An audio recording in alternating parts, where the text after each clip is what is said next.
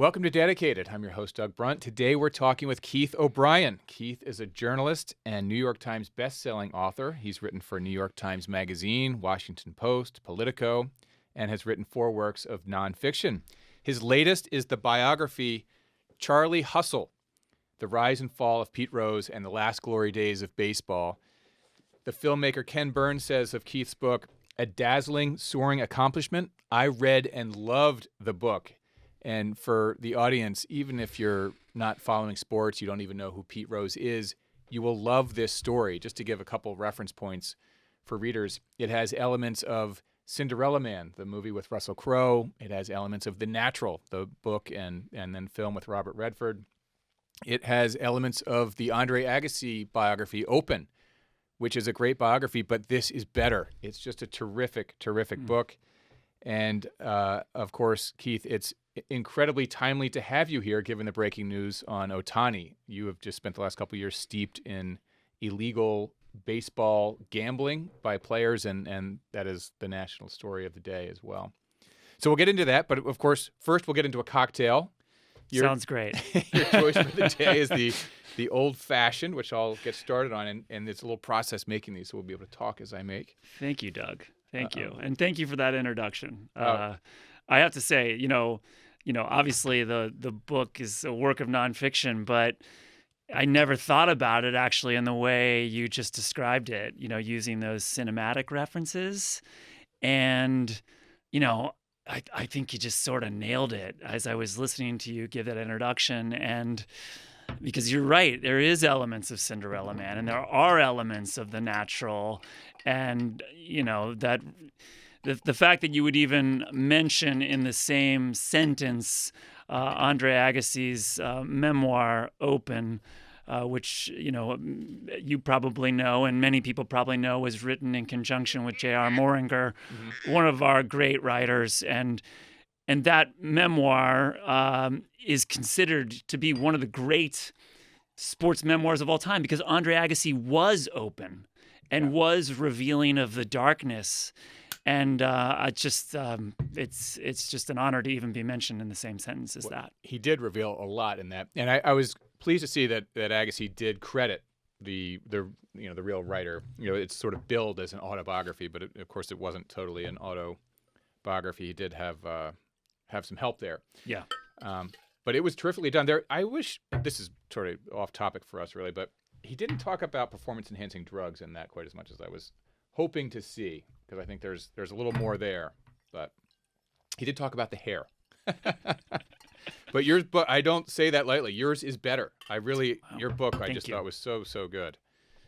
All right, so we're mixing, for those who are just audio only, we're putting the old fashions into the shaker. We've muddled sugar and bitters and water. Putting in the big rock into the glass here. Putting it back in. And now we're all the way down to the garnish.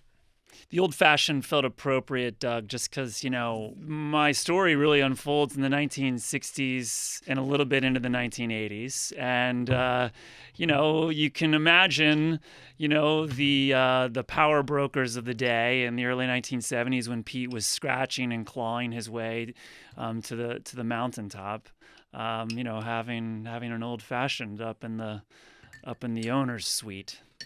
You are clearly a media pro, because you had a natural instinct to fill the dead air there as I was reaching for the cherry. I've done some radio, so, nobody wants dead air. Nobody wants dead air. Cheers. Congrats on the great book. Thank you very much. It's a pleasure to be here. Oh, that's good. Fantastic. All right. We're off and running then. So in order for me and the listeners and audience to get to know you a little bit better, we'll start at the beginning before we get into your book and also the Ohtani news. But so you were born in Cincinnati, which is, that's Pete Rose country. I was, yeah. So I'm born and raised in Cincinnati.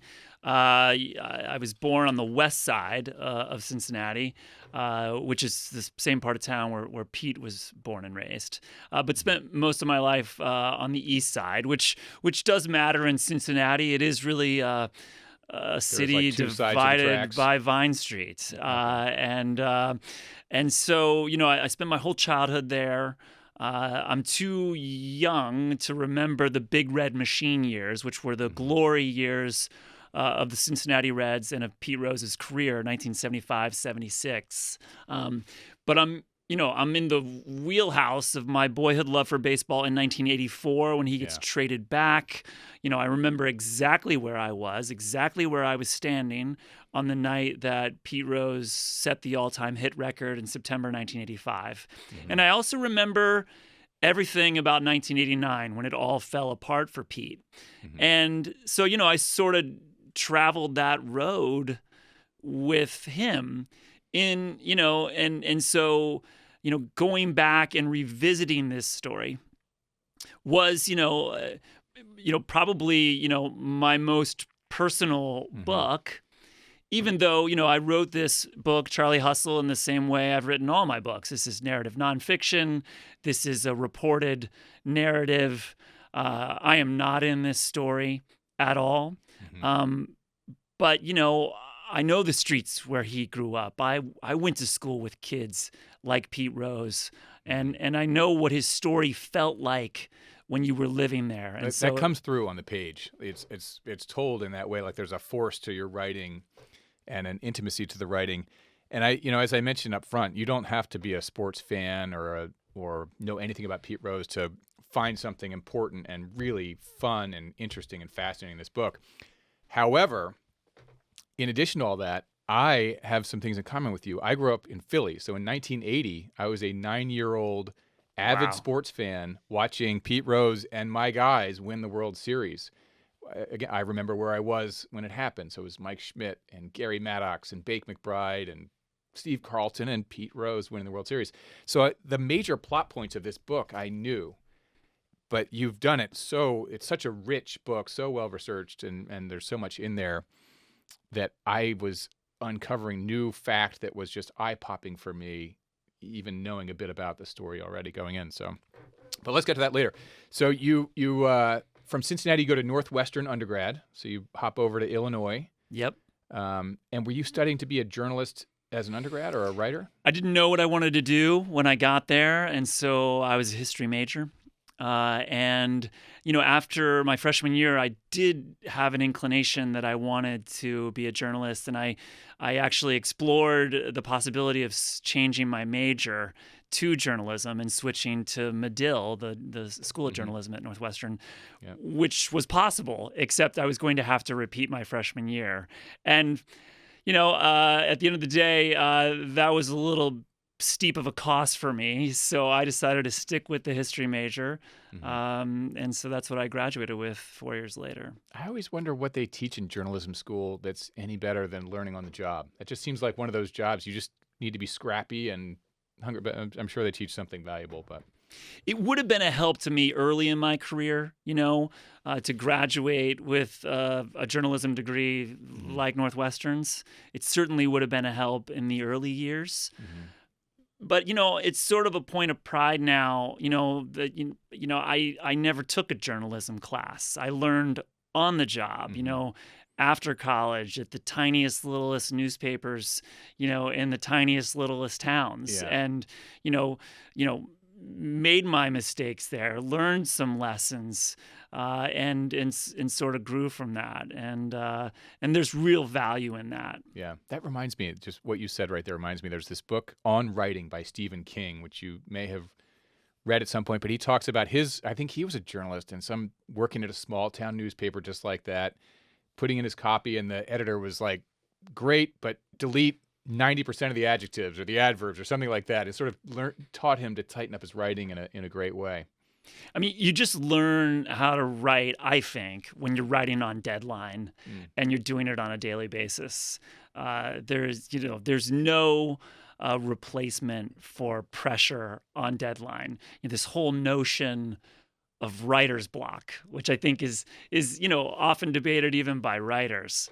I don't believe in it. From a nonfiction point of view, if I'm ever suffering from what one might describe as writer's block, then to me that means I don't have the reporting, I don't have the information to write the paragraph or the chapter I need to write or the story I need to write.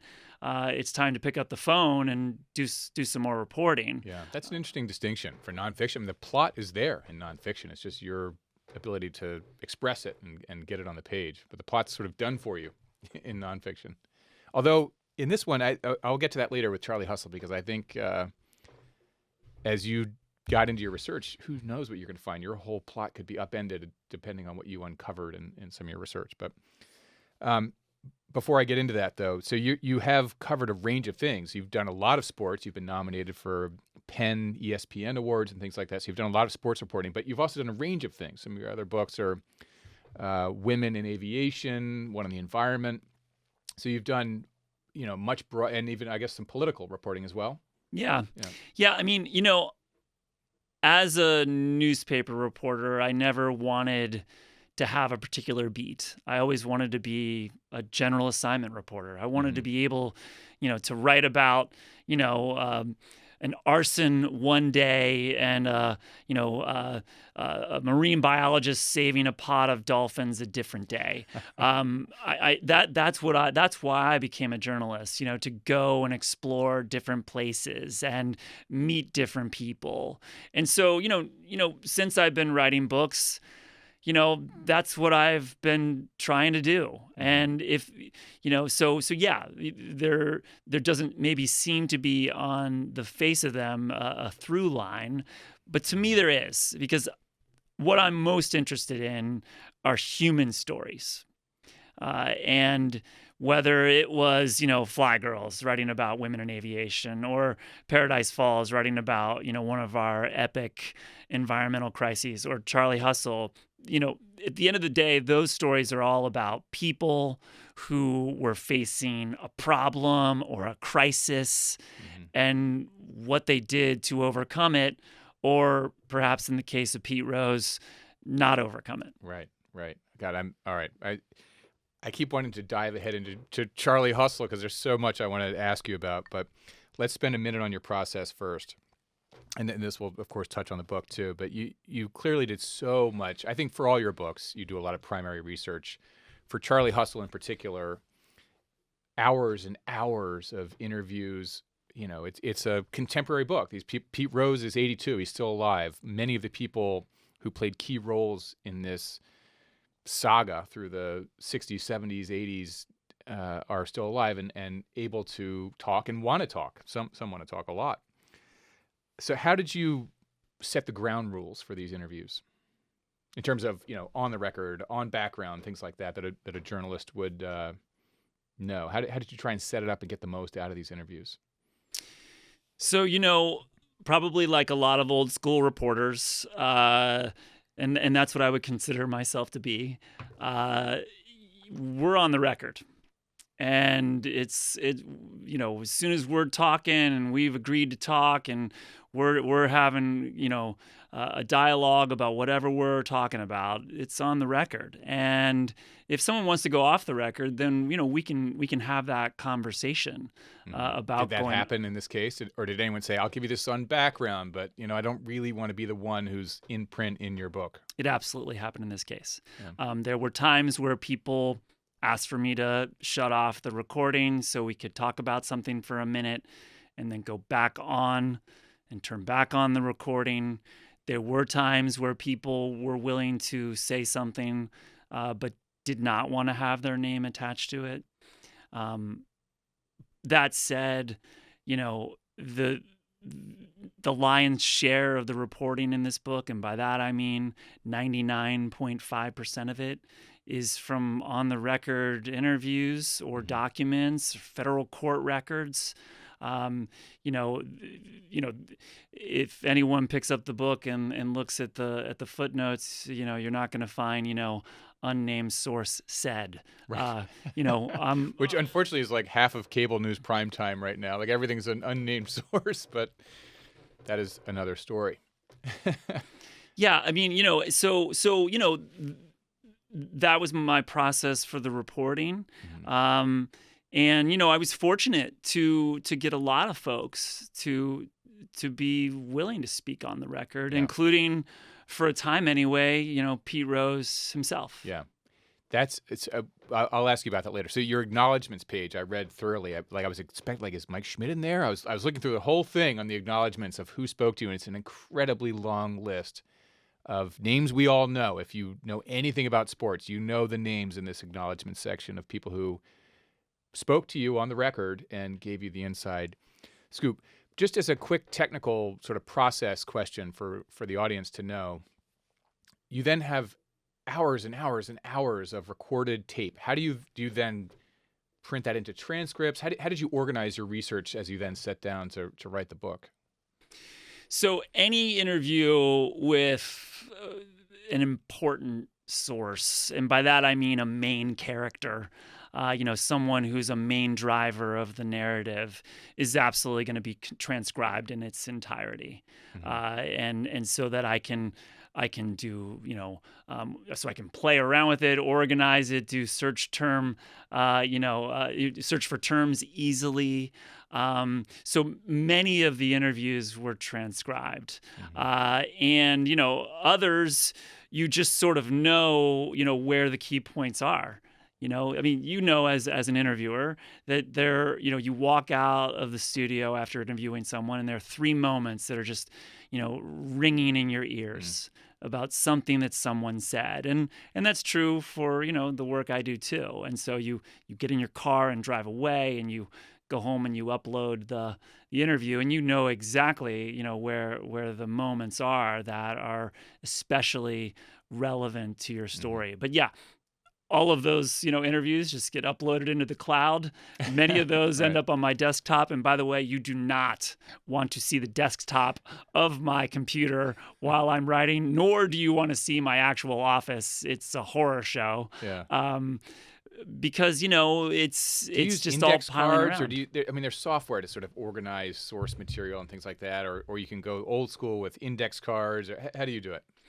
So mostly I'm organizing my documents, both secondary and primary source documents, in folders on my computer and then in the cloud. So, I may not know when I'm setting out to write. I may not know even when I'm writing, that a chapter is going to end here. Sometimes I think, a chapter is going to be, a certain thing. And then as I'm writing it, I realize actually it's 3 short chapters.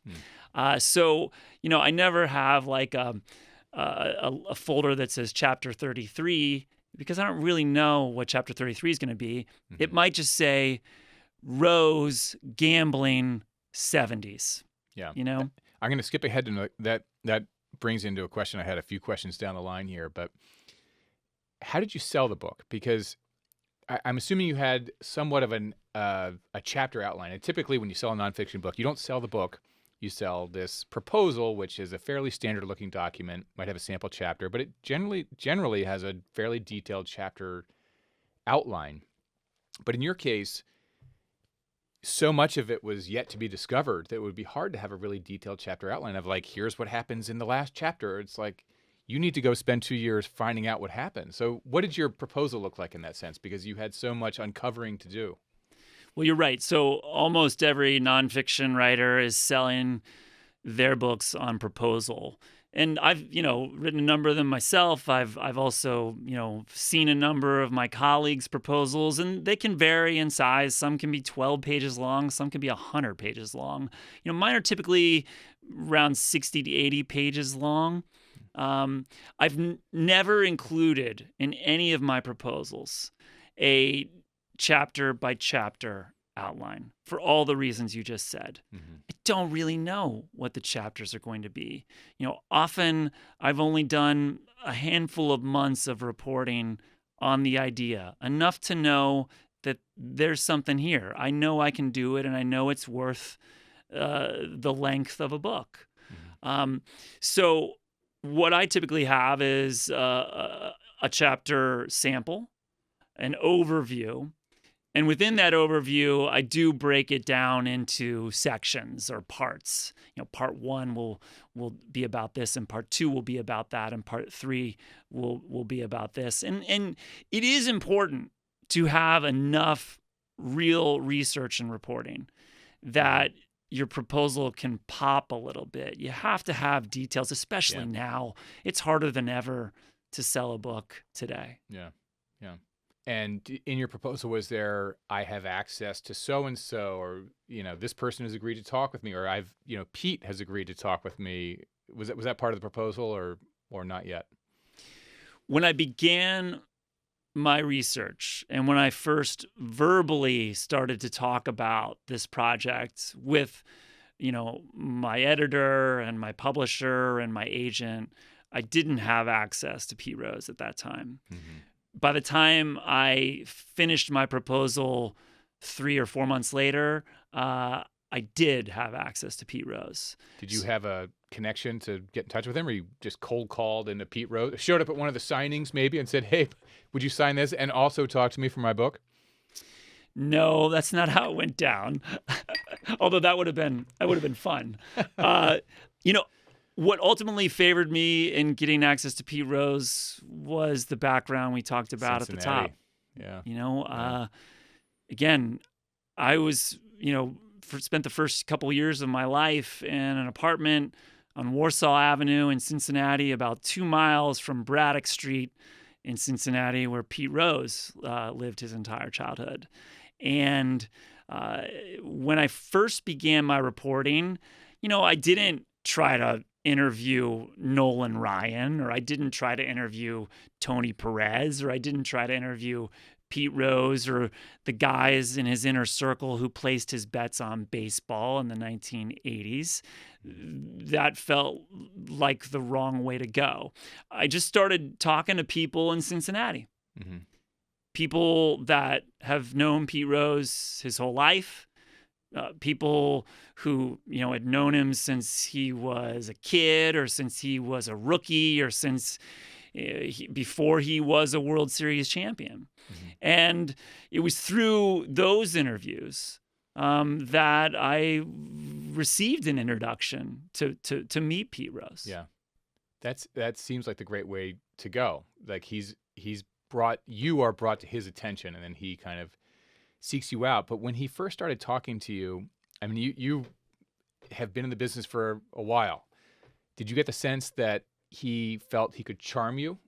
And then as you got in, because so listeners know, and you learn this from the acknowledgments, Pete Rose was talking very candidly to Keith up to a point, and then he kind of, his spidey senses started to tingle and he bailed out. So did you get the sense in the beginning that he thought he could charm you, and then at some point in the process you realized, wait, this guy's an actual journalist, like a pro, this might not work out great for me and I'm out?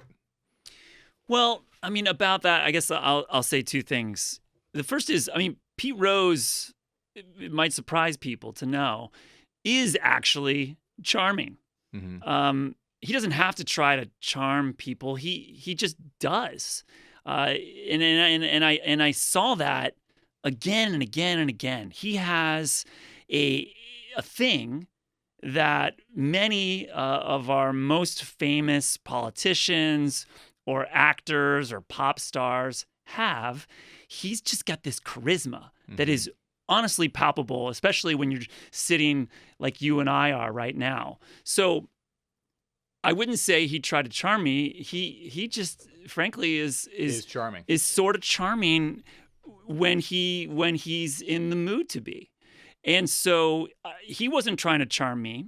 And I was very upfront with him and with the folks who introduced me to him. And they knew, because I'd already sat with them for lengthy interviews.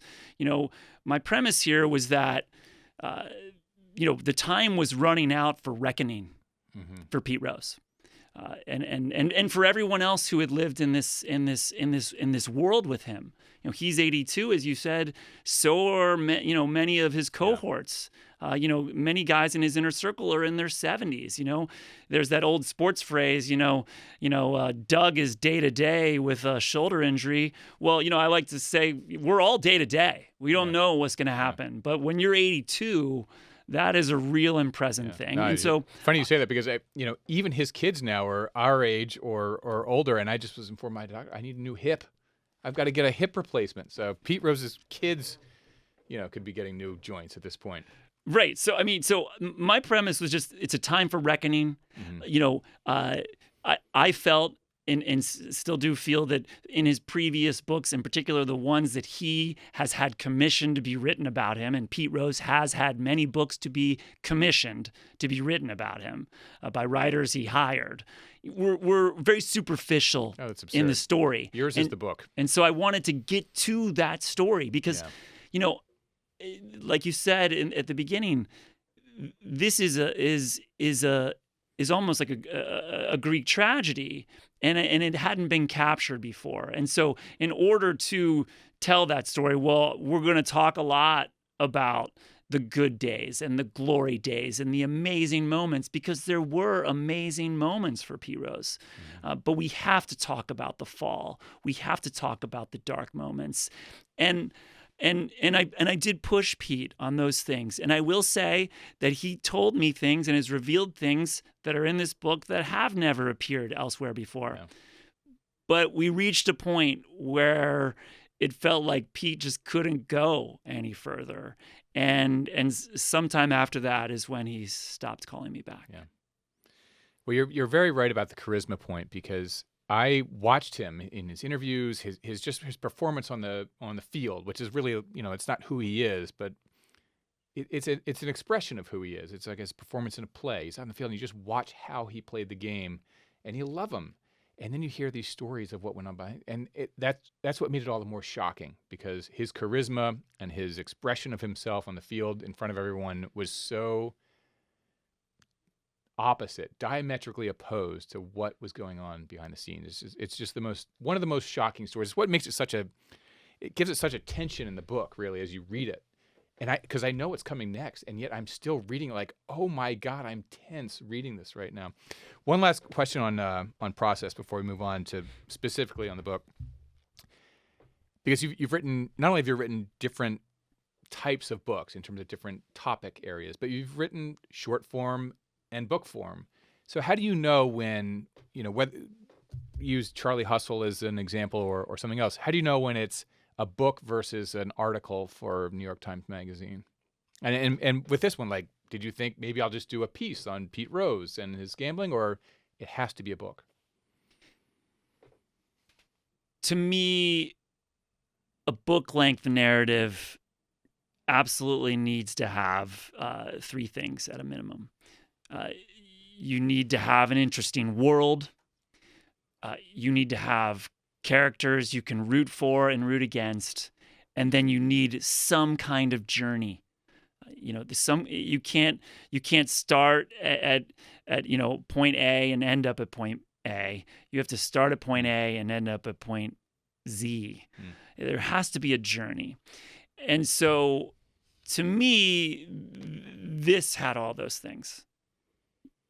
The west side of Cincinnati was, and in many ways still is, an interesting world. This narrative absolutely has characters that you can root for Totally. and root against. Sorry to interrupt, but this was like my Cinderella Man moment. I was rooting for him in the way I was rooting for Jimmy Braddock, and he comes out like Jimmy Braddock, swinging like Jimmy Braddock, like a little less talented, but so scrappy, and part of his environment, his atmosphere of growing up is what made him so great and made him outcompete people who are more gifted.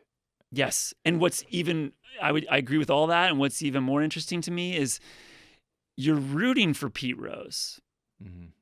And yet you're going to see him do these terrible things and make these terrible choices. And you're almost shaking your head as it happens. But undeniably, especially in The Rise, you're rooting for Pete Rose. Mm-hmm. And America was rooting for Pete Rose. And again, that's, I think, something that has just frankly been forgotten. Pete Rose has lived for so long and made so many mistakes and had so many gaffes off the field that we have frankly forgotten who he once was or why we ever loved him in the first place. And so, well, that's the thing. It's like you read what's going on, you learn about what's going on, and you think, wait a minute, that's impossible. His values are what made him great. His values are what made him overcome these athletic obstacles. And then you realize, wait, his values are completely perverted. I don't understand what's going on. It's such a crazy story in that way. Well, right. But two things about that, the values and the characteristics and the qualities that made him succeed as a player are the same values and qualities and characteristics that made him fail as a man. On the field, he played with fury. He always believed that he could outwork someone. He always believed that he could out-hustle someone. And also, I think important is he was, and still is, actually, an eternal optimist. Pete Rose believes it's going to work out for him. And those qualities, especially as a baseball player, are critical. The baseball players who get into slumps are guys who are always in their head. They're always thinking about it too much. Pete Rose doesn't think. What's that line from Bull Durham? Don't think, and it can only hurt the ball club. Like Pete Rose is not thinking. He knows what he wants to do, and he's calculating in that way. And he knows exactly what the pitcher may or may not throw because he's studying. But he's not thinking. Yeah. He's not in his head. Pete Rose rarely slumped, actually. Mm-hmm. And so, these qualities that made him succeed as a player are the same things that make him fail as a person later. He can't be vulnerable. He can't be perceived as weak. He can't therefore be honest about all his many addictions, in particular his addictions to gambling. And I do believe, based on my reporting, Pete Rose was absolutely addicted to gambling in the 1980s. Mm-hmm. And he believes, even when he's in the crosshairs of an investigation that is going to reveal all of these facts about his gambling, he still believes he can somehow overcome it because he's an eternal optimist. Yeah. And so he's going to be doomed as a person. Again, I'm going to skip ahead because you hit on a point I wanted to ask you about. It reminded me a little bit of Elliot Spitzer, who it's like you're doing this crazy, clearly self-destructive behavior. And so we can assume only one of two things. Either you're delusional and think you can get away with this and it's never going to catch up with you, or you want it to catch up with you. You're anticipating and you want the crash. What do you think of that? I have two kids. They're two boys. They're now teenagers. And a few years ago, before they were probably old enough to learn this vocabulary word, my wife and I taught it to them. And the word is hubris. It is, again and again and again, I think, one of the great human flaws. To believe so intently in yourself and to be so confident in yourself that you don't see the world around you. And I think hubris is one of the things that brings so many people down. It absolutely played a role in bringing Pete Rose down. So do you think he thought he'd never be caught? It's all hubris. This won't touch me. Or do you think was there some part of him that wanted there was some masochistic thing or something like, I want to crash and burn? Pete Rose told me many things, and I can tell you that based on my reporting that I don't think everything he told me was true. But he did tell me when I asked him, why weren't you honest when baseball officials came to you in February 1989 and presented rumors of your gambling on baseball? Why weren't you honest right then? And why, even before that, would you take the risk of betting on baseball and your own team, knowing that there was a rule posted in every clubhouse in America, including his clubhouse in Cincinnati and Philadelphia, that said if you bet on the games, you face a lifetime banishment? And Pete said simply, I thought I would get away with it. And I do believe him on that. But a few months after that first meeting in February 1989, when baseball comes to him just with a rumor, just with a tip that maybe, possibly Pete Rose is betting on baseball, maybe possibly Pete Rose has bet on his own team. A couple months after that, baseball now has essentially a dossier of information on his behavior. They have phone records. They have bank records. They have depositions with a bookie who claims to have taken Pete's bets on baseball. They have depositions with a man who claims to have placed Pete's bets on baseball. The details in the depositions are searing and colorful and feel very real. Mm-hmm. And at that point, it's clear to anyone paying attention that this must be true. It has to be true. It has to be at least mostly true. And so I did ask Pete, when he goes for his own deposition, a secret deposition in the basement of a Catholic church in Dayton, Ohio, a site that was chosen because they thought it would throw off the press, which it did. No one knew they were there that day. 2 days, actually, in April 1989. I asked Pete, when you were there that day, in those days, and the investigator in charge, John Dowd, began to show you piece after piece of evidence, clearly showing that he had everything, or at least he had most of it. Why weren't you honest then? And Pete said that he felt like he was fighting for his life. He felt like he was fighting for his job, for his livelihood. And so he goes into that meeting, that deposition, with a game plan in his mind, which is give John Dowd nothing. Yeah. And it is also what contributes to his demise. It's another parallel in modern day, more recent time of Lance Armstrong. Just deny. And it was insane with him too. I mean, he was nailed to the floor, and I think he did his sort of like public confessional on Oprah or something like that. But that was long after his public death. I mean, everybody knew he was cheating, and in this case with Pete Rose gambling, the whole world kind of knew it, and yet it's just you can't quite. I don't know. Again, is it self-delusion? You sort of convince yourself that it wasn't that big a deal. It's not worth confessing or save, as you say, save yourself. But, it seems like Lance Armstrong was kind of in a similar position. One thing that I think is different about those two men relates to addiction. Again, Pete has been almost self-contradictory over the years about whether or not he was addicted to gambling in the 1980s.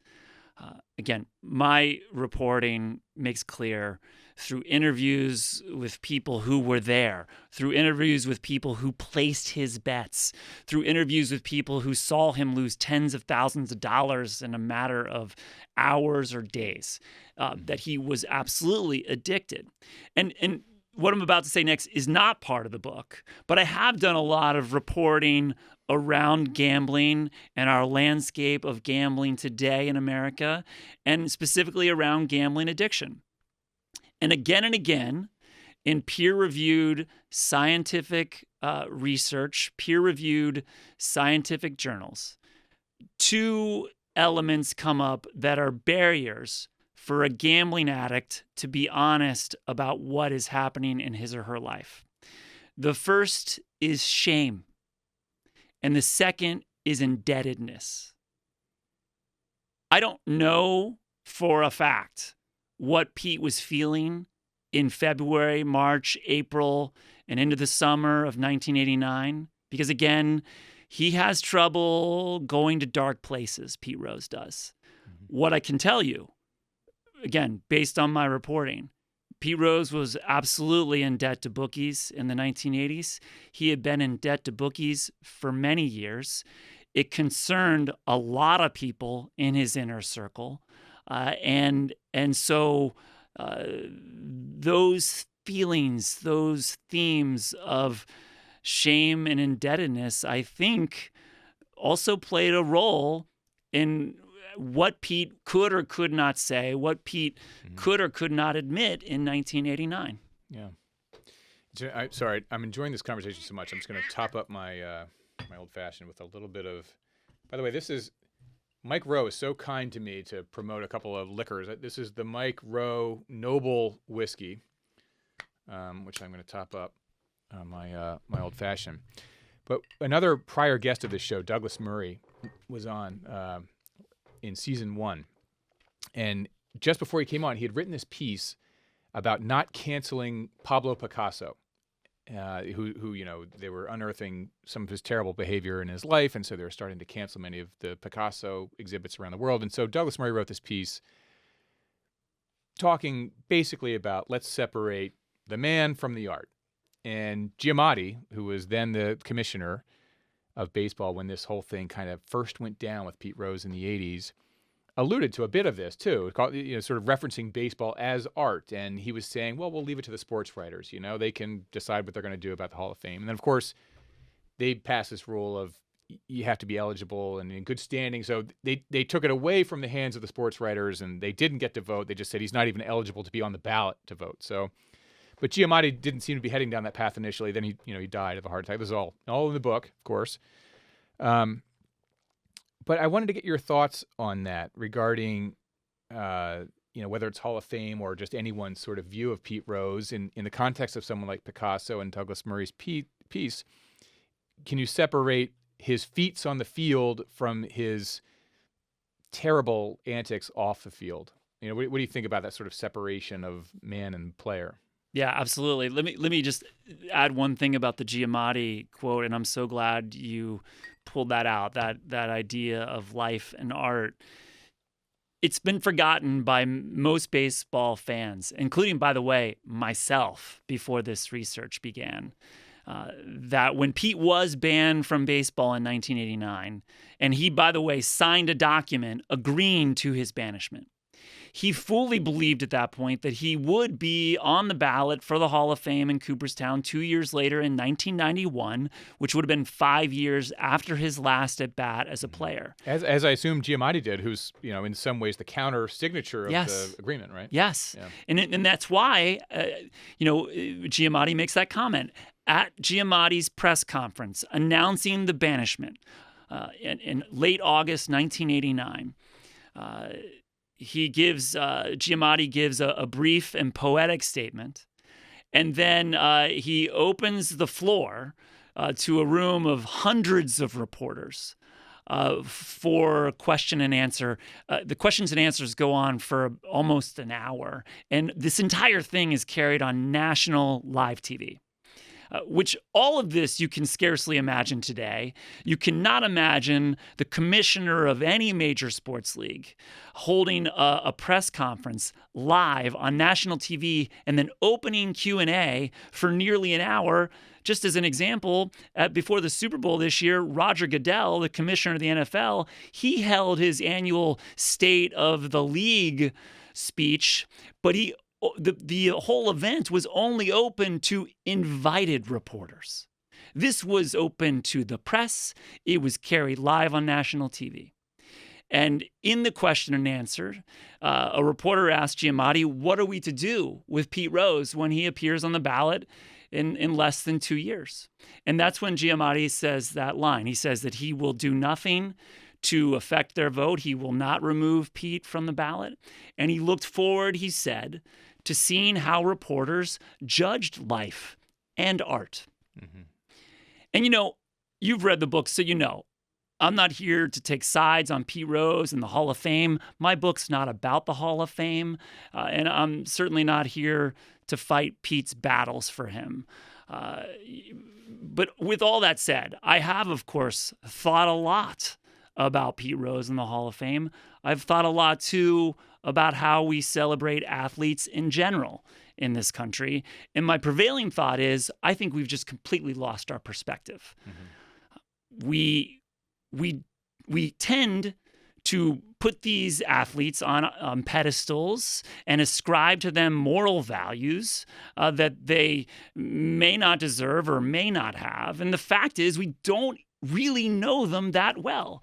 Yeah. And we're seeing this again right now. As recently as a week ago, Shohei Ohtani was the golden god of baseball. And everything that was written about Shohei Ohtani was written with that theme in mind.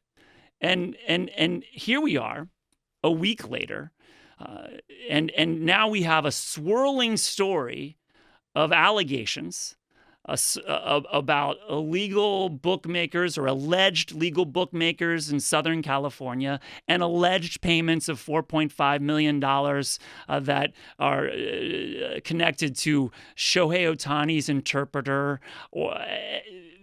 And baseball finds itself embroiled in the biggest gambling scandal it has faced since Pete Rose 35 years ago. And I say all that to say we simply do not know what we don't know about these players. And so for that reason, I just believe that the only way to accurately judge any player in any sport for the Hall of Fame is based on what happened on the court or on the field. Mm-hmm. Put them into the Hall of Fame or not based on what they did on the court or the field. And then, in my opinion, if their crimes against the game are so great or their mistakes in life are so egregious, let's put it on the plaque at Cooperstown. Let's leave that in perpetuity sort of with their accomplishments. Terry Francona proposition. So on the audience, Terry Francona was a very talented player and then a very successful manager, and he's sort of come forth with this proposal on Pete Rose, like, look, put him in. But it's almost like the third paragraph of the obit, where it's like Bill Clinton is, it's going to be the monocle. His third paragraph will be some scandal, or everyone has their sort of negative thing in the third paragraph. And Francona suggests let him in, and then just put a paragraph in. He did this gambling thing. Here are all the negative things about him, but he's in, and you can just let people have the full story. Which that makes sense to me. I fall very much in the camp of make a separation between the person and the art or the baseball or whatever. It's become, I think, so complicated with sports and with baseball in particular, because I think we really have inflated the status of the Hall of Fame over the past few decades. When the Hall of Fame was opened in the 1930s in Cooperstown, it was built to be a tourist attraction, and it was a pretty small deal for a while. Mm-hmm. The crowds at the induction ceremonies were small. Players at times didn't attend their own inductions. Ty Cobb, the famous hitter who Pete Rose passes in 1985, he's late for his own induction. The show goes on without him. Yeah. The players give no speeches. When they start to give speeches, they're really short. Ted Williams, one of our greatest, hitters, objectively speaking, is inducted into the Hall of Fame in Cooperstown in 1966. He gives a speech that lasts for 6 minutes. He wrote it the night before in his hotel room. And now it's just completely different. TV ruined everything. Mostly sports especially. It really did. I mean, as you point out in the book, when Pete Rose first came up, rookie year was 60 or 61? He was a rookie in 63. 63, okay. He took jobs. I mean, I guess he was in the minor leagues in 60, Correct. 61, working in like car dealerships and crazy things, as was the case in the days of Babe Ruth. Only a handful of players might make their full money off of baseball. The rest of them were selling insurance or other things. I mean, it was, once TV got in, ticket sales went up. It just, the whole thing exploded into this circus that we see today. And I'm happy these people are making money. That's all great. But it has changed I suppose that's why you say the last glory days of baseball, because things really have changed quite a lot. A player who would have played in the early 1960s and, was dropped, into 2024 would hardly even recognize the sport today. That's how different it is. Everything changed. And I would say everything changed in the time that Pete was in baseball. He's in professional baseball for 30 seasons. 1960 as a $7,000 a year player for the Geneva Redlegs in Geneva, New York. The lowest of the low of the minor leagues, a rung of minor league baseball that, by the way, doesn't even exist anymore. It's that low. And then he's banned, of course, in August 1989, 30 seasons later. And in that time, everything changes. The money, the television contracts, more money, and there's a tendency, especially with baseball, to want to look back and think of it as a pure sport. And I want to be clear, I'm not doing that in the subtitle here.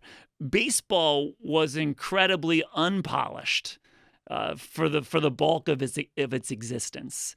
And when Pete Rose came up into the major leagues in the 1960s, those clubhouses were filled with colorful characters who said and did things that they could not get away with today. It was a rough and tumble sport. It was a raw sport. And, most people never saw their favorite players play in person or on TV because you just didn't have television contracts like you would come to have. And all of this changes. The world changes, but Pete Rose is blissfully unaware of it. He still thinks in the 1980s that he can do and say and act in the ways that men did 25 years earlier. I wish with Pete Rose, he's had so many opportunities to be a better guy. Like getting the Gene Garber thing, which you talk about in the book. And none of these are spoilers because as I said up front, I know all the plot points of this story with Pete Rose as a fan of Philadelphia Phillies and baseball generally. So Keith and I could talk for 10 hours and it wouldn't even scratch the surface. There's just so much richness in the book. But there's one passage about Gene Garber who, Pete Rose, late in his career, has this incredible hitting streak of, consecutive games with a hit, getting close to the famous streak of Joe DiMaggio. And so it becomes a whole media circus nationally. Every baseball park he goes to, traveling around the nation, is focused on this story. And so then he comes up against Gene Garber, whom he knows, who's sort of like a junk ball pitcher in a way, and Gene breaks the streak. And they end up having, decades of, it seems to get worse as the years go on. But how much would every baseball fan love to see those two guys sit down and go sort of pitch by pitch through that at bat of what ended the streak, or, just to talk about it, hear them together.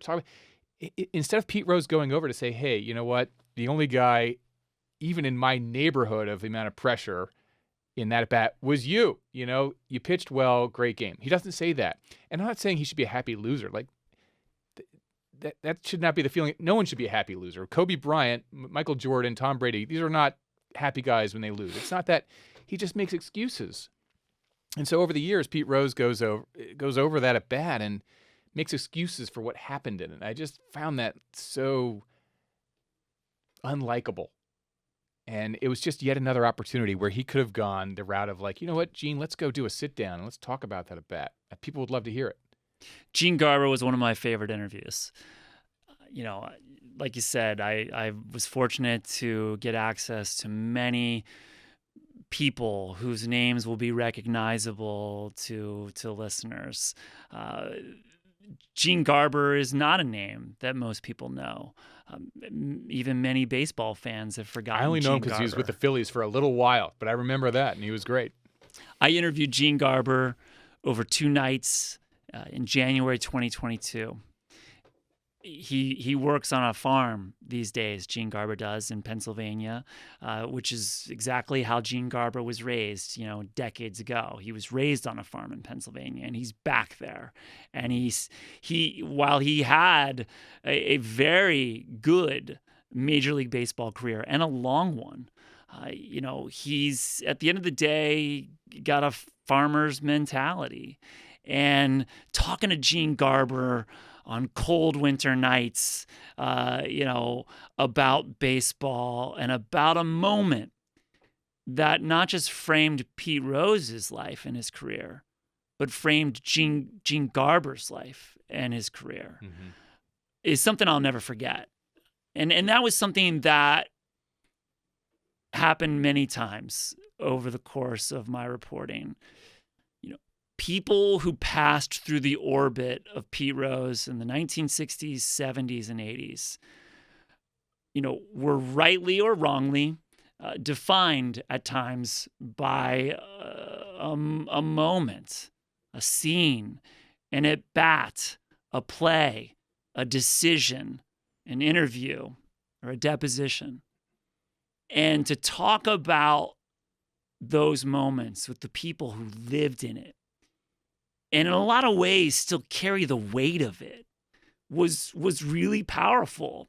And I just at times would be in the interview, in person or on the phone, and would just feel the weight of it. And that was true with Gene Garber, who told me, on that cold winter night that, people call him and remind him of this time and this moment, but in his mind, they didn't get it. They didn't understand it. And I just felt so fortunate to be able to have those conversations. He was in a pickle there. Nobody wants to be the one to take down the hitting streak that has the nation so excited. But you got to go throw the pitches. You got to go try for the strikeout. So, a couple quick questions before we get into before we wrap up the discussion on the book.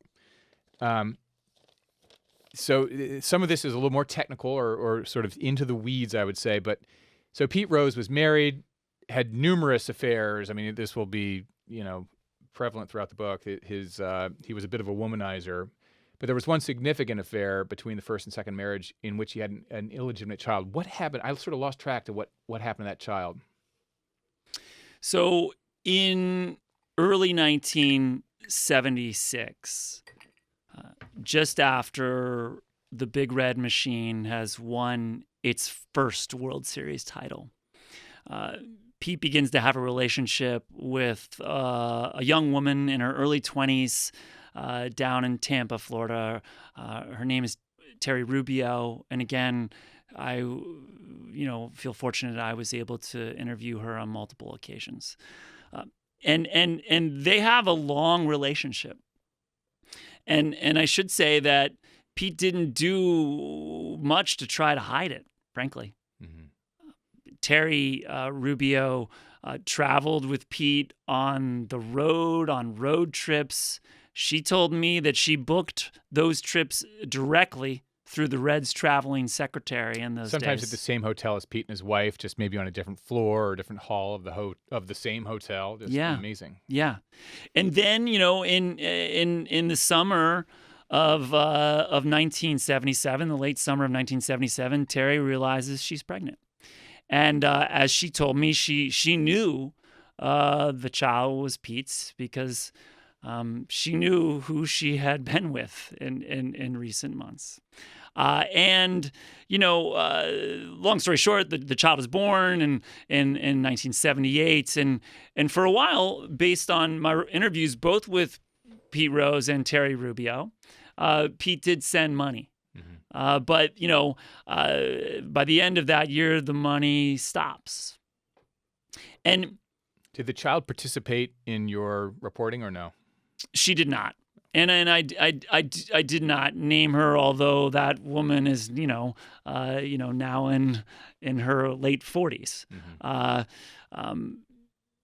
it would be decades before there was any reconciliation. Was there an agreement with Terry not to name her? Because that was, I think, the reason why I lost track of her in the book. I'm like, whatever happened to that? And you keep saying like he has 4 kids. I'm like, wait, what about the 5th? And I tried to contact her, but didn't want to include her name without discussing it with her. Good. Well, that's very respectful of you.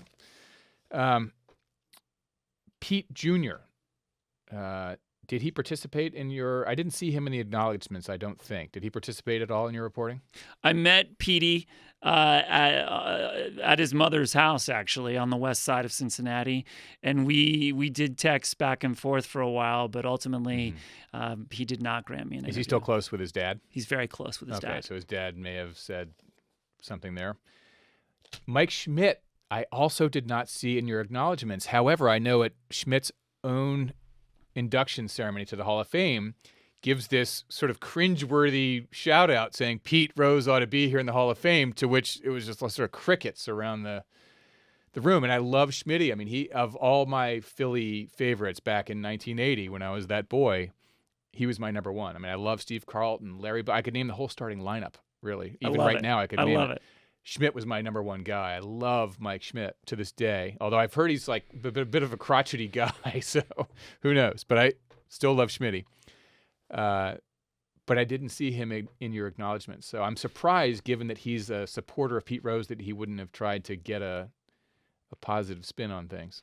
I don't want to speculate as to why, but no, Mike Schmidt did not grant me an interview. You asked, though. I did. Yeah.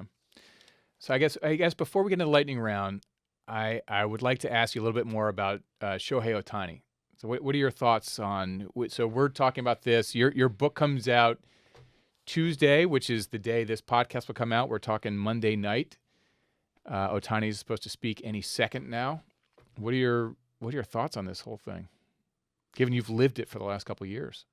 So, regardless of what Shohei says tonight, or what Major League Baseball does this week, this is already the biggest gambling scandal in 35 years. Yeah.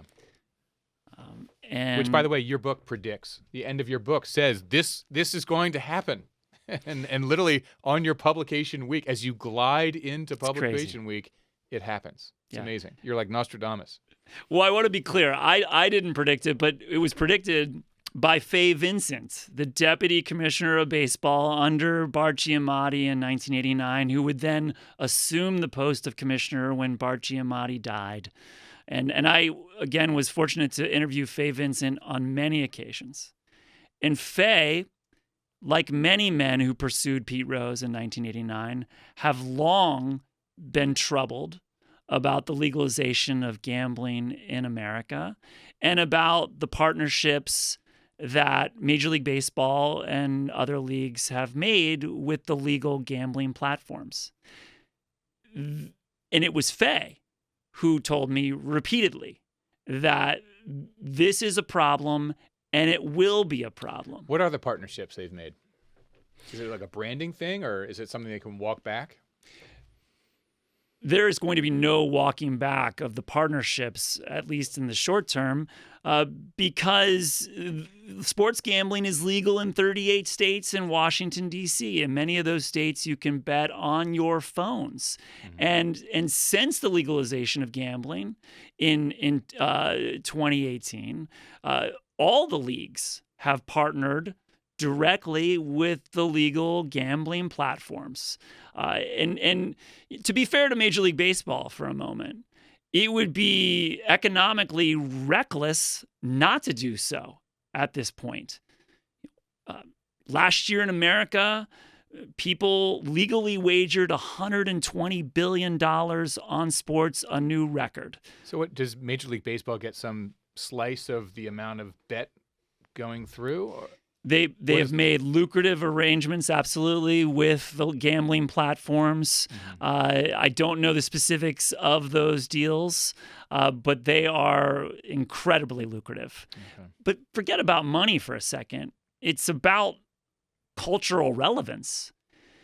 In 2024, in America, if you can't bet on a sport, well, that's a problem. Because... just ask Pete Rose. That's what makes it exciting. To make a general statement, right? Lots of people are doing it. Everybody's doing it. People are texting other people right now during March Madness, the NCAA tournament, saying, how do you feel about UConn tonight? Do you think they can cover? These were questions we didn't ask our friends or our dads or our brothers, 7 years ago, because most of us didn't have bookies. Yeah. Now many of us can have a bookie legally. Yeah, in our pocket. This reminds me of scenes in your book where Pete Rose, he'd have his friends over and he'd be in a room with many TVs and several football games on, and he's got money on all of them, and he's watching the games only because he's got a few grand riding on each game. And you're right. That's it. You can go to Atlantic City or Vegas, and there's walls of every game going on with dozens of TV screens, and you can bet on all of them, and it's amazing. I mean, so at the end of the book, you do predict that this is going to happen with Ohtani. Do you think, from what I understand, so the audience knows, Ohtani is the face of baseball right now. He's a Japanese player. He both pitches and he hits extraordinarily well in both. So he's compared to Babe Ruth in that sense. They're really the first player since Babe Ruth who can do that. And I think a $700 million contract. Suddenly, it emerges that his Japanese translator is implicated in this gambling scheme as well. $4.5 million are wired from Ohtani's account, which I guess is a pittance if you're earning $700 million. But it goes to some bookie. And then there are three possibilities, as I understand it. You correct me if I'm wrong. Either the translator, without Ohtani's knowledge, managed to wire $4.5 million of Ohtani's money to pay off this debt. That's option number one. Option number two is Ohtani feels sorry for his friend and recognizes he's in debt. And so with Ohtani's knowledge, he wires off $4.5 million to cover his friend's debt. The third and worst option for Ohtani is that Ohtani is gambling, and it is his own debt, and he paid his own debts off with the $4.5 million wire. Your thoughts on those three options, or perhaps a fourth, and what's going to happen here? I don't want to speculate at this hour about what actually happened. What I can say from a historical perspective is what is likely to happen.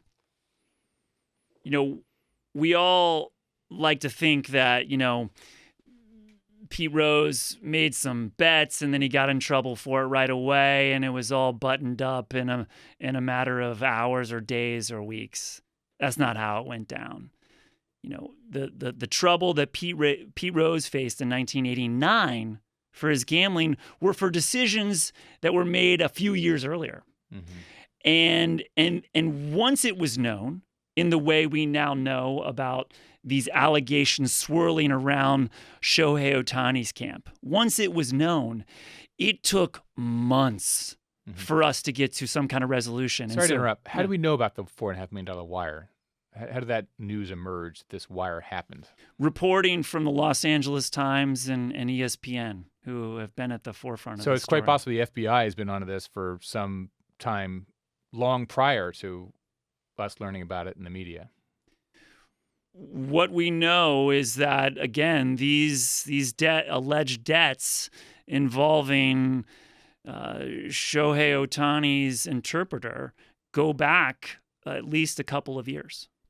Oh my God, we're seeing it all over again, potentially. The parallels are amazing. The parallel that's most stark to me is that, Pete Rose didn't have an interpreter, obviously, but he did have guys in his inner circle.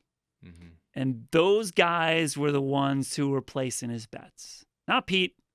Pete very rarely, based on my reporting and even Pete's own admissions, Pete very, very rarely, if ever, called a bookie directly. It was his guys, his closest friends. They placed the bets for Pete. And it was those guys who first popped up onto the radar of federal officials. And by that, I mean the FBI in Cincinnati. And they didn't pop up on the radar in February 1989 when Bart Giamatti and Fay Vincent first heard about Pete's gambling or alleged gambling on baseball. Those men popped up on the radar of the FBI in Cincinnati in 1987, in 1988. And one by one, these men around Pete started to go down. Yeah. And they started to turn on each other. And so the one thing I can say for certain at this hour, and I do think there are very, very few things that we can say for certain about Shohei Ohtani and his interpreter and whatever has happened here with alleged gambling debts. The one thing I can say is this: we are not finished with this story by a long shot. Well, having sent wires before, not for amounts in $4.5 million, for amounts far smaller. It requires layers of authorization, generally including voice authorization. You get a call. I get a call. If I'm going to wire something out of my accounts, I get a call saying, hey, just want to confirm the wire. They need both an email and my voice on the phone saying authorized.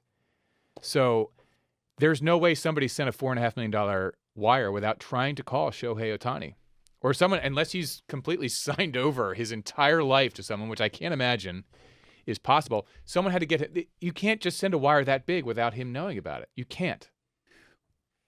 Which is yet another reason why that baseball had no other choice but late last week to announce that they were opening a formal process, as they called it, into the matter. Into their golden boy. Into their golden boy. Yeah. On that note, into the lightning round. All right, then. All right. For Keith O'Brien, but this has been terrific. I've loved it so much. Great talking to you. Thank you, Doug. First question, your favorite book as a kid? As a kid, is a tricky calculus, I guess. But the book that comes to mind off the top of my head is The Outsiders by S.E. Hinton. Oh, nice. Yeah. I've, of course, seen the movie. I've never read the book, but my son read it last year or 2 years ago for school. So I was thrilled to see it in the curriculum. Book or books you're reading now? Right now, in my briefcase, I'm reading Julia Otsuka's Buddha in the Attic, which is not nonfiction at all. And sometimes I do that. I just, especially when you've been living inside, a fact-driven story where you're spending all of your hours parsing details and words and depositions. Getting photo permissions. Photo permissions, my God. I just like to escape into fiction like anybody else. That's a little vacation. And I love this book, Buddha in the Attic by Julia Otsuka. Buddha in the Attic. Is this, I don't know this book or the author. Is this a living author? Yes. Okay. All right. A friend or no? No, I've never met her, but if Julie's listening, I'd love to meet her. Well, she should be listening, and she ought to be reaching out to you for a big thank you now after you've promoted that. Okay, this is a long wind-up to the question, but the NFL is currently America's favorite pastime and has been, I think, as you note in your book, since around 1969 or 1970. It passed baseball as our favorite sport per some poll. Do you think that baseball can ever reclaim the top spot?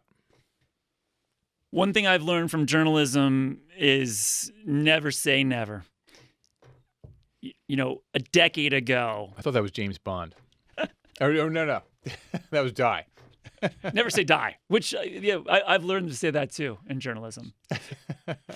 No, but what I mean is nobody would have predicted a decade ago that we're in the place we're in right now with sweeping legalization of gambling. So I would say never say never, but boy, it seems unlikely. And I'll say this for my reason why. I mentioned I have two boys. They are teenagers. They both play baseball. Guess what? They don't watch baseball. Oh, that's interesting. They play it. They love playing it.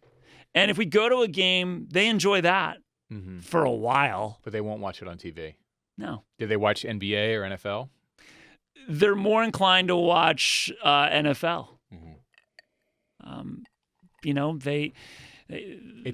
watch baseball. It's our compressed time frame for satisfaction with Instagram and everything else. Like baseball, it just unfolds too slowly.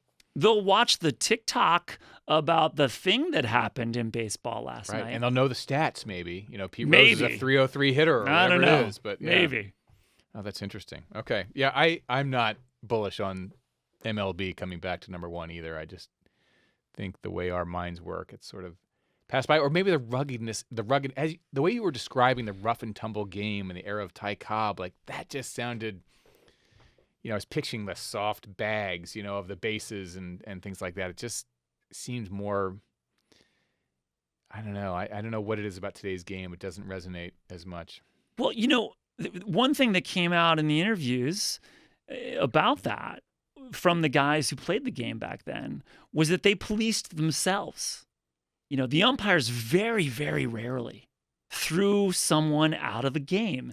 And they would have very, very rarely, if ever, have done it for, a squabble at second base or a pitcher, putting a fastball on someone's back because, the player had slid too hard the inning before. They let it go. And that made the game rougher, and also a bit more exciting, because you knew that you could slide hard into the guy at second base, but you might take a curveball in the small of your back next time you came up to the plate, and I think it did make the game more interesting. Yeah, I mean, hockey, that's still a blood sport. They're still fighting, and it's crazy. You just go fight the guy in the middle of the game. God bless But they must know something about ratings. Let's see. The sport with the greatest promise for growth in popularity in America. Got to be soccer. Just got to be. Yeah. Just contextually, you see what it's doing around the world. It's got to come here. And North America hosting the World Cup in a few years is going to be another touchstone moment. Messi playing in Miami is another touchstone moment. I think for me, the answer would be soccer. What about you? I hadn't actually thought to answer my own question here, but you're like pickleball. But I think you're right with soccer now that you mention it. In part because of CTE, the concussion syndrome with football. So many boys are migrating to soccer or away from football. Our daughter plays soccer and she loves it. As you mentioned, they're getting into seeing World Cup and things like that. And I know your boys didn't watch baseball having played it as much, but I do think, my boys played basketball. Now they have a great appreciation for watching it on TV, and I think that happens as well. I think more kids in America are playing soccer and therefore will watch it on TV a little bit more. It is a little slower, but I think, hockey and soccer are sports that are great to see live because you can really see the plays develop. And I think TV's doing a little bit better job of helping you see the play develop in soccer. But as much as it can do that, people will start watching it in soccer. It's so exciting to watch. And in the towns, many of the cities where they have, Major League Soccer, including Cincinnati, that's one of the most popular teams in town. FC really? Cincinnati, which has a small but new modern stadium just a few blocks from where the Reds play. That place is packed. Wow. Oh, that's great.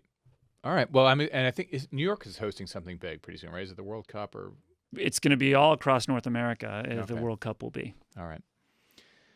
Greatest sports announcer of all time, and this can be for any sport, TV, or radio. To me, sports announcers are like the voice in your head. And, I think most people, maybe especially of our age, would choose someone who was the voice in our heads when we were younger.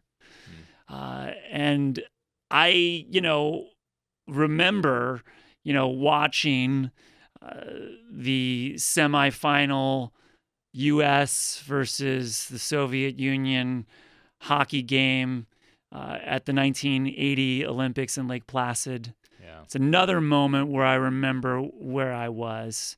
And we all know that it was Al Michaels who called that game. Do you believe in miracles? Yes.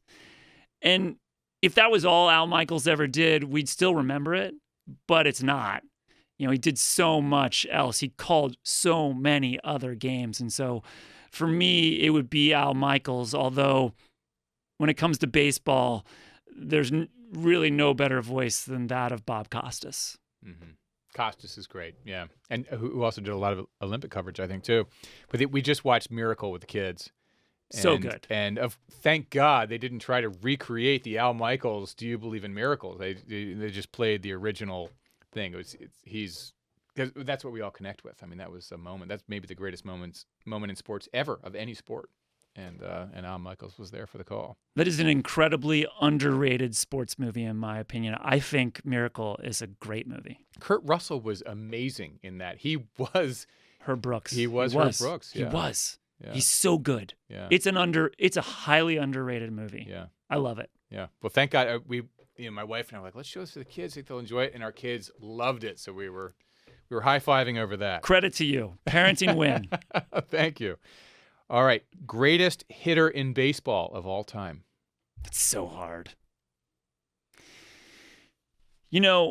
Baseball's lack of diversity for essentially, the first half of its existence is, I think, a problem for some of those great hitters who played in that time. And pitchers, right? Like Satchel Paige was the great pitcher who maybe had 1 year when he was really old in the major leagues. Yeah. So if you go and you look at baseballreference.com, which if you're a baseball fan, you already do. And if you're not a baseball fan, if you ever want to look up a baseball stat or a baseball player, baseballreference.com is like the Bible now of doing that. You'll see that, many of the great hitters, by all the statistical measures, played before 1960.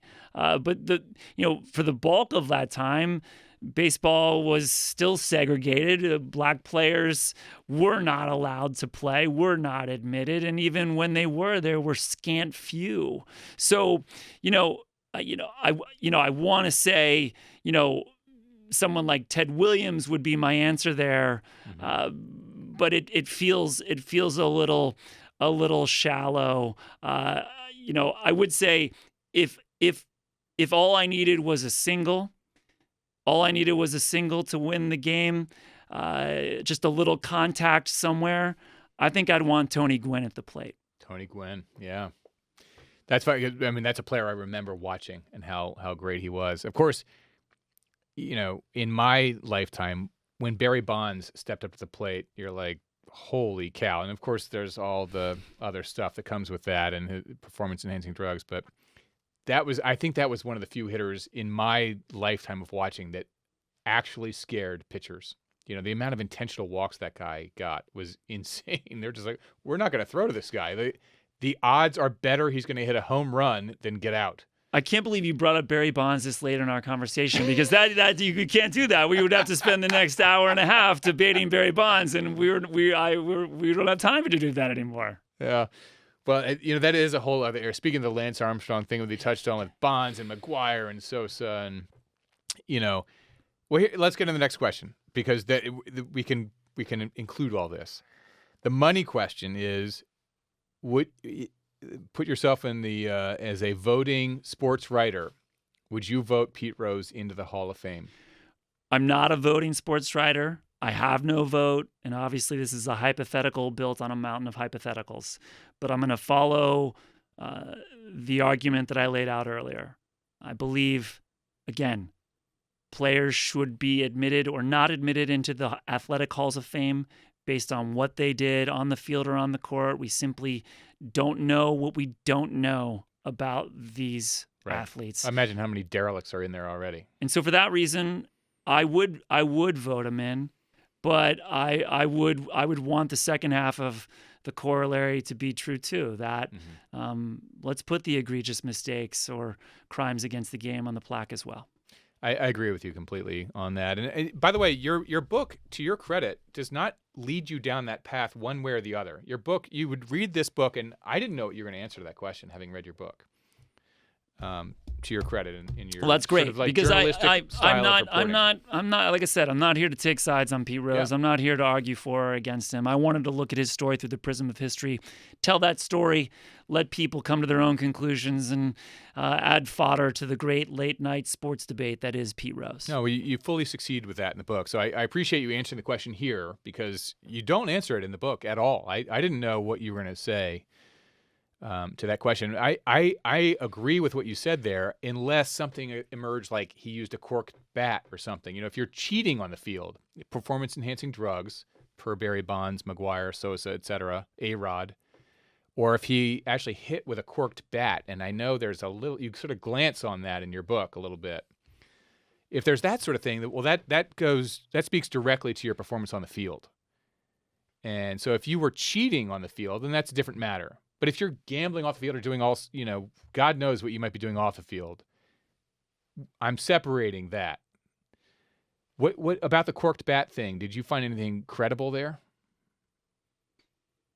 3 different sources that I spoke to had direct or secondhand knowledge that Pete Rose had acquired a corked bat during his time in Montreal in 1984.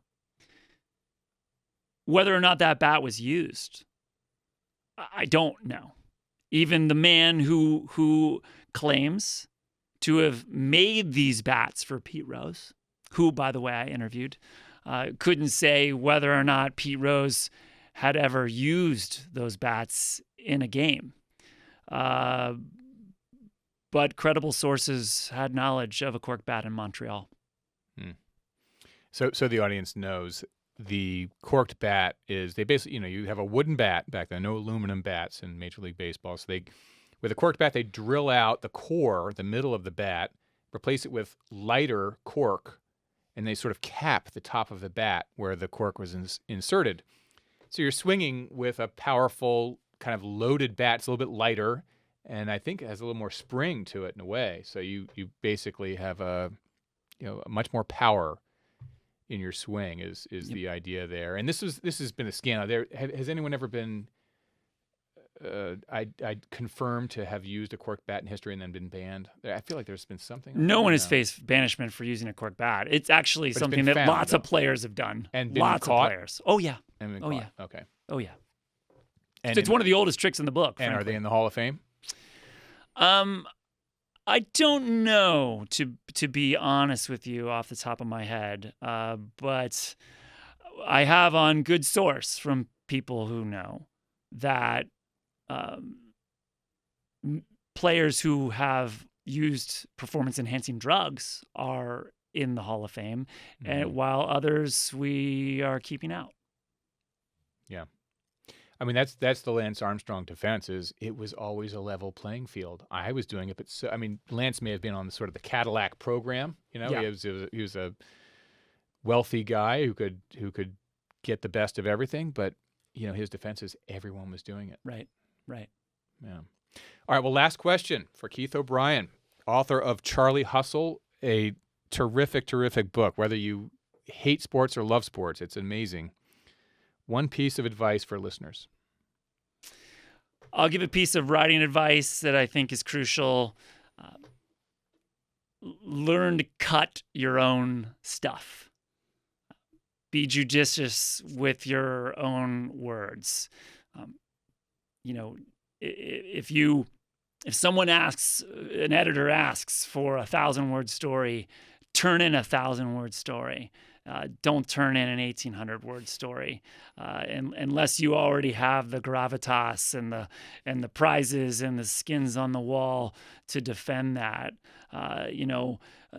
Sometimes less is more, and if you get good at cutting your own stuff, then your own work will benefit as a result. Oh, great advice. Keith, thank you so much. That was awesome. Thank you, Doug, for having me. My pleasure.